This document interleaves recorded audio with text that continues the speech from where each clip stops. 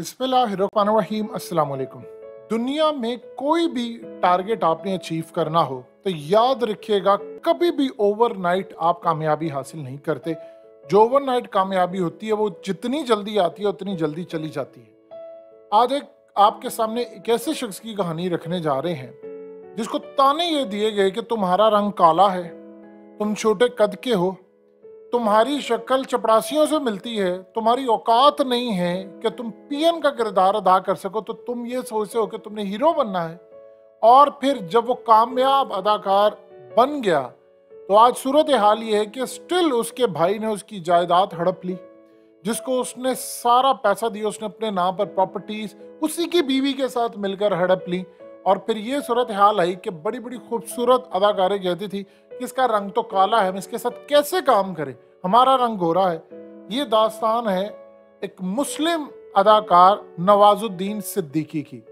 नवाजुद्दीन सिद्दीकी एक छोटे से गांव के इलाके में पैदा हुए हैं और आप अंदाजा कर लें कि एक फैक्ट्री वर्कर में और एक आम अदाकार में फर्क क्या होता है। वो आज आपको पता चलेगा कि जो शख्स थिएटर के अंदर झाड़ू मारता था, फैक्ट्री में झाड़ू मारता था, वो कैसे आज भारत का कामयाब तरीन अदाकार बना है।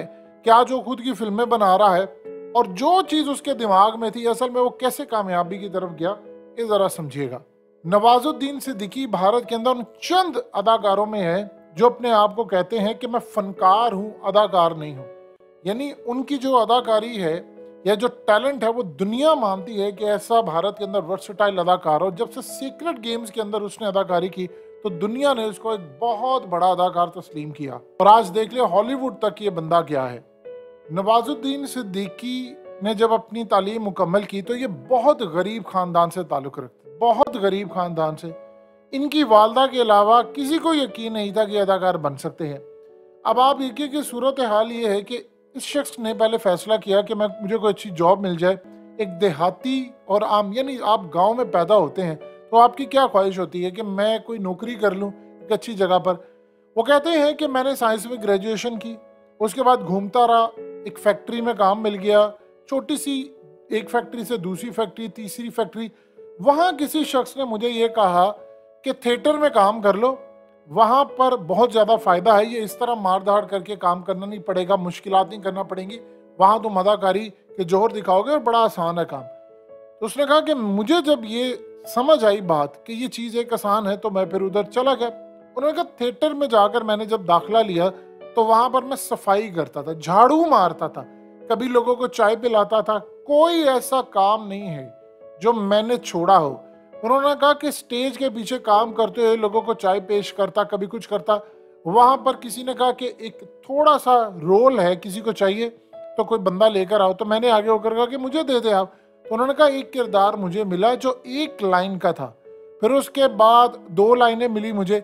उन्होंने कहा फिर इस सूरत हाल के अंदर मैं वहाँ से NSD चला गया, जो वहाँ पर भारत के अंदर सही अदाकारी सिखाने के लिए, आपका टैलेंट बाहर निकालने के लिए बेहतरीन इदारा है।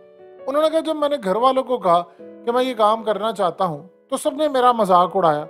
इवन कि सूरत हाल के अंदर मेरा एक रिश्तेदार, तो उसने मुझे मेरी माँ के सामने कही कैसी बकवास कर रहा है, इसको समझाया, अपनी शक्ल तो देखो जाकर, ये अदाकार बनेगा या हीरो बनेगा।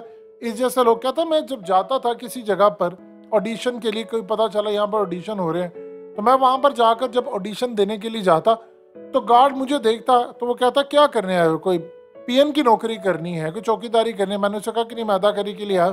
तो कह रहा था अपनी शक्ल देखो, तुम्हारी जैसी शक्लों के अब अदाकार बनेंगे तो बॉलीवुड का तो जनाजा निकलेगा। कहता कई लोग तो मुझे अंदर घुसने ही नहीं देते थे और बड़ी मुश्किल से अंदर चला गया, एक जगह चला गया तो वहां चला गया तो आगे तक न जा पाए।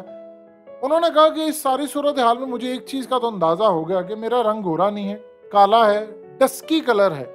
तो उन्होंने कहा कि यूरोप के अंदर, सारी दुनिया में तो डस्की कलर बहुत पसंद किया जाता है बाहर की दुनिया में, लेकिन चूंकि भारत के अंदर नहीं। और वो यही सूरत हाल है, भारत और पाकिस्तान में ये मामला चलता है कि हमारे यहाँ पर जिस तरह अक्सर औक़ात आपने देखा होगा कि जो माएँ हैं वो चुन कर बहू लेकर आती हैं गोरी, बच्चे उनके जो होते हैं वो सांवले होते हैं ज्यादातर, क्योंकि पाकिस्तान के अंदर मर्द जो है उसका रंग इतना सफेद नहीं है। अब बहू गोरी लेकर आनी है, बेटा अपना या तो काला है या सांवला है, और आगे बच्चे जो हैं वो माँ पर जाने की बजाय सारे बाप पर चले जाते हैं। तो ये पाकिस्तान और इंडिया में अक्सर होता रहता है।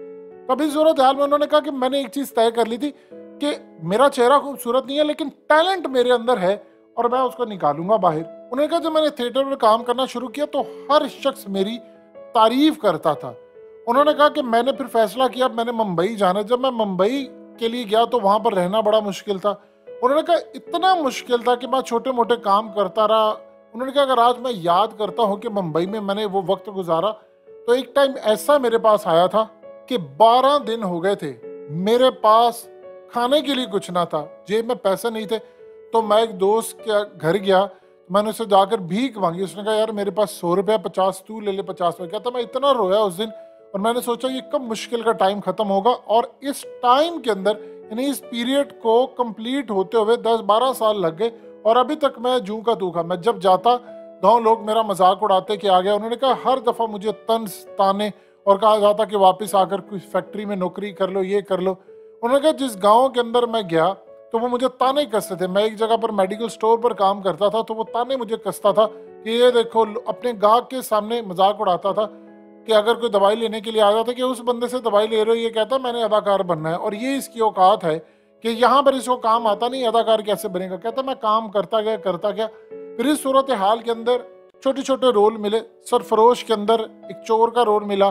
फिर इसी तरह छोटे छोटे रोल करते करते ये सूरत हाल होगी कि 10-12 साल तक मुन्ना भाई MBBS तक वो पहुंच गए कि जिसमें उन्हें एक पॉकेट मार यानी आप सोच रहे कि जेब कुतरे का रोल मिला है। और याद कीजिए वो रोल कितना ज्यादा अहम था कि पूरी दुनिया के अंदर उसकी पसीर आई। वहां से करते करते फिर पीपली लाइफ, एक जगह एक सीन मिला, 2 मिला। कहता मैंने इतने चक्कर मारे कि घर वालों ने यहाँ तक कहा कि वापिस आ जाओ। मैंने उसके बाद उनको मिलना छोड़ दिया, फोन करना बंद कर दिया। फिर इस सूरत हाल के उन्होंने कहा एक ऐसा टाइम भी आया कि जब मुझे लगा कि शायद मैंने गलत फैसला किया। तो मैंने कहा कि अब अगर मैं वापस गया तो बड़ी बेइज्जती होगी क्योंकि हमारे गांव में लोग छोड़ते नहीं है, तो बेहतर ये है कि मैं यहीं पर रह जाऊँ, यही मेरी मौत हो जाए। उन्होंने कहा मैं लगा रहा। फिर इसके बाद सरफरोश, शोल, एक चिल्ली, आखिरी, लोकल, मुन्ना भाई, देव डी। उन्होंने कहा छोटे छोटे किरदार थे। फिर उसके बाद थोड़े से पैसे मिले, किस जगह से मिले या किस जगह से नहीं मिले, किस जगह से उन्होंने कहा ठीक है खाना ही खा लो। उन्होंने कहा फिर एक वक्त ऐसा आया कि मुझे 2 सीन मिले और मैंने फैसला किया कि आज के बाद मैंने किसी एक सीन वाला काम नहीं करना। कई जगहों पर ऐसे काम थे तो मैंने उन्हें कहा कि आप मुझसे करवा ले, जो कोई नहीं करेगा वो मैं काम करूंगा। इस सारी सूरत हाल के अंदर वो कहते हैं करते मैं इस जगह पर चला गया जहां पर मुझे गैंग्स ऑफ वासेपुर मिली। यानी गैंग्स ऑफ वासेपुर एक ऐसी फिल्म थी जहां से नवाजुद्दीन सिद्दीकी के असल टैलेंट का यानी आप समझिए सही टैलेंट उनका निकलकर सामने आता है। और उसके बाद नवाजुद्दीन सिद्दीकी ने कहा कि मैंने मुड़कर पीछे नहीं देखा। और इनके एक भाई थे शमास, यानी आप अंदाजा कर लें एक भाई जो है वो स्ट्रगलिंग एक्टर था, यानी कोई दुनिया उसको पूछ नहीं रही, रंग भी उसका काला है। और उसके बाद वो करते करते फिर इस लेवल तक गया कि उसने किक से लेकर दुनिया भर की बेहतरीन फिल्मों में काम किया, इंटरनेशनल फिल्मों तक उसको रसाई मिली, पैसा भी आ गया, गाड़ियां भी आ गई। उसे अपने एक भाई को रखा हुआ था कि तू सारा हिसाब किताब कर। अब आप सोचिए जरा कि जब वो अदाकार बनता गया और उसके बाद एक टाइम ऐसा है कि उसकी करोड़ों में फीस हो गई, तो उसने दुबई प्रॉपर्टीज ली, मुंबई ली, यानी प्रॉपर्टीज की भरमार हो गई और अपने भाई को हिसाब किताब के लिए रखा। शादी की, इसकी बीवी और इसके भाई उन्होंने मिलकर इसकी प्रॉपर्टीज हड़प ली। और जब उसको पता चला उसने अपने भाई को निकाला, उसने इतना पैसा खाया और पता ये चला कि जितनी सारी प्रॉपर्टीज थी उसने अपने नाम कर ली, उसके नाम पर शायद ही कोई इक्का दुक्का चीज हो। उन्होंने कहा इस सारी सूरत हाल से बेगम के साथ लड़ाई हुई, उसको तलाक दी, पहले एक का मसला फिर दूसरी का मसला, फिर इस तरह करते करते मसाइल के अंबार लग गए। और ये सूरत हाल उनके साथ जो पेश आई कि स्टिल वो कहते हैं कि आज तक ये पेश आ रही है कि बड़े बड़े यानी उन्होंने रईस फिल्म के अंदर जो किरदार अदा किया पुलिस इंस्पेक्टर का, वो लाजवाब था। सीक्रेट गेम्स में जिस तरह का किरदार अदा किया वो देखने वाला था। और हर तरह के साइकोपैथ और कभी किसी तरह का किरदार, कभी किस तरह का, यानी हर रोल को उस बंदे ने निभाया है। और अब हालत ये हो गई है कि वो इस लेवल पर आगे हैं कि अपनी फिल्में खुद प्रोड्यूस कर रहे हैं। आप अंदाजा कीजिए कि उनकी एक फिल्म छोड़कर चली गई एक अदाकारा। उन्होंने कहा कि उस फिल्म का मैं इनको किस करना था, उसने कहा कि मैं इस शक्ल वाले को किस नहीं कर सकती। और आज हालत ये है कि बोले चूड़िया में उन्होंने एक ऐसी अदाकारा को हायर किया जो बाहुबली के अंदर थी, यानी तमन्ना।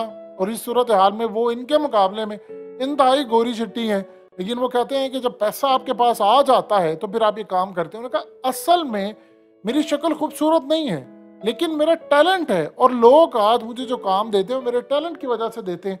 उन्होंने कहा अब ये सूरत हाल हो गई है कि मेरी इस वक्त बहुत सारी अभी भी फिल्मों के अंदर किसी को ये पता चलता है कि ऐसी अदाकार है, वो कहती है कि हमने इसके साथ रोल नहीं करना हीरो वाला, यानी मैं कोई विलन का किरदार अदा कर लेता हूँ या मैं कोई साइकोपैथ का, हीरो का, कोई कॉमेडियन का, इस तरह के किरदार अदा होते रहते हैं। सलमान खान ने इनको बहुत ज़्यादा अपनी फिल्मों में रखा और इस सूरत हाल के अंदर आज देखिए वो भारत के टॉप लेवल के बेहतरीन अदाकार बन चुके हैं। लेकिन आप सोचिए एक लम्हे के लिए कि आप एक अच्छे अदाकार बन जाते हैं, स्ट्रगलिंग पीरियड इतना खतरनाक था कि उस स्ट्रगलिंग पीरियड के अंदर उस बंदे ने कहा कि मैंने हर जगह पर लोगों के, डायरेक्टरों के जूते पॉलिश किए, सब कुछ किए। आज हालत ये है कि उनकी लाइनें लगी हैं, लेकिन मेरे अंदर तकब्बुर नहीं है। मुझे ये लगता है ये गाड़ियां, ये पैसा, ये कामयाबी नहीं होती। आपको जब तक काम मिलता रहता है तो आप अगले लेवल पर जाते रहते हैं।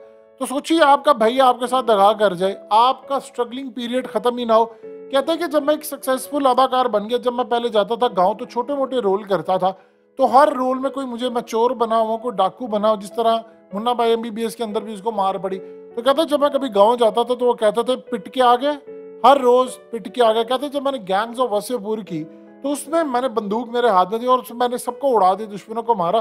तब वहां पर जाकर लोगों ने मेरे साथ सेल्फियां लेना शुरू कर दी। उसके बाद उन्होंने खास तौर पर जिस जगह पर मेडिकल स्टोर पर मैं काम करता था, जो बंदा सारी दुनिया को कहता था, कोई भी उसके पास आता था कि देखो ये इसकी औकात है, ये कहता है कि मैंने अदाकार बनना है, कहते हैं उसने मजाक उड़ाया, आज वो मेरे साथ सेल्फियां लेता है। और आज जब मैं जाता हूँ अपने गांव में या जगह पर, तो मुझे वहां तक पहुंचते पहुंचते इतना टाइम लग जाता है, इतना टाइम लगता है कि अगर मैं उस मेडिकल स्टोर के आगे से गुजरता हूँ तो लंबी भीड़ होती है, लेकिन मैं फिर भी उस शख्स को चांस देता हूँ जाकर, क्योंकि मैं जमीन से जुड़ा हुआ आदमी हूँ।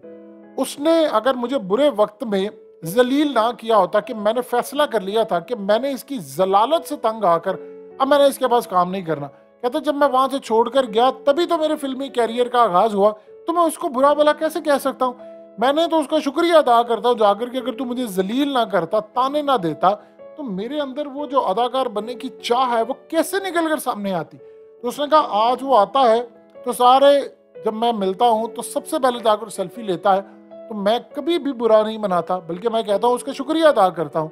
अब आप जरा अंदाजा कर लें, कामयाबी का जो टाइम पीरियड होता है, लोग ये समझते हैं कि आप जब एक दफा आप डिसाइड कर लेते हैं किसी भी चीज के लिए, फिर आपको टाइम देना पड़ता है। आप सोचें कि इस बंदे ने तकरीबन 12-15 साल अपने जाया किए, यानी उसकी कोई शक्ल नहीं थी और काम उसको कोई करना नहीं आता, लेकिन उसने अपनी ईगो मारी, उसने डायरेक्टर्स के जूते पॉलिश किए, उसे झाड़ू मारा, उसने कहा कि कोई काम मिले बस आगे बढ़ना है।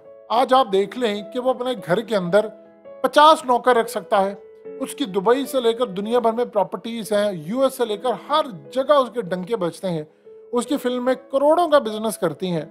लेकिन क्या इस सारी सूरत हाल में जब वो स्ट्रगलिंग पीरियड पर था, कोई शॉर्टकट उसने देखा? आपको कुदरत ने, उसने देखा उसकी कोई शक्ल, उसने कहा, खुद वो कहता है कि मेरा रंग बहुत ज्यादा काला है, लाइटिंग बहुत ज्यादा करनी पड़ती है। तो उसने कहा मुझे आप एक बात बता दें, क्या मैं दुनिया को कहता हूँ कि शक्ल पर क्यों जाते हो, शक्ल छोड़ो, मेरे इख्तियार में होता तो मैं भी अच्छी शक्ल बना लेता। उन्होंने कहा टैलेंट आप देखो। इस सूरत हाल में एक बात आप हमेशा याद रखिएगा, जब भी स्ट्रगलिंग पीरियड हो उसको नेमत समझिएगा, कोई भी चीज हो, क्योंकि वो जो स्ट्रगलिंग पीरियड होता है उसी ने आपको एक्सपीरियंस तरक्की देनी है। अब वो करता क्या नवाजुद्दीन सिद्दीकी, गैंग्स ऑफ वासेपुर और दीगर फिल्मों के अंदर उसने कहा कि मैंने ऐसे काम किए हैं कि ये जो रोल्स हैं कि मेरी लाइफ के इवेंट्स थे, होते होते मैंने उनको डायरेक्टर्स को बताया कि मेरे साथ जिंदगी में ये हुआ, मैंने वो देखा, उन्होंने उसको सीन्स ऐड करके फिल्मों में लगाया और आज देखे कहां से कहां चला गया। लिहाजा इस सारी सूरत हाल में आज नवाजुद्दीन सिद्दीकी एक बहुत फेमस कामयाब अदाकार हैं, लेकिन उनकी लाइफ के अंदर आप वो टाइम देखिए कि वो 50 रुपए मांग रहे हैं, और एक टाइम वो भी आता है कि आज उनके पास कई सौ करोड़ की वैल्यू है, पैसा है, प्रॉपर्टीज है और ये सारी सूरत है। लेकिन उसमें उन्होंने एक भी बात कही, उन्होंने कहा आप अपने भाई पर भी ट्रस्ट नहीं कर सकते, क्योंकि मैंने अपने भाई पर ट्रस्ट किया और वही मेरी सारी जायदाद सब कुछ ले उड़ा। ये जिंदगी के बहुत बड़े लम्हात और सीखने वाला अमल होता है।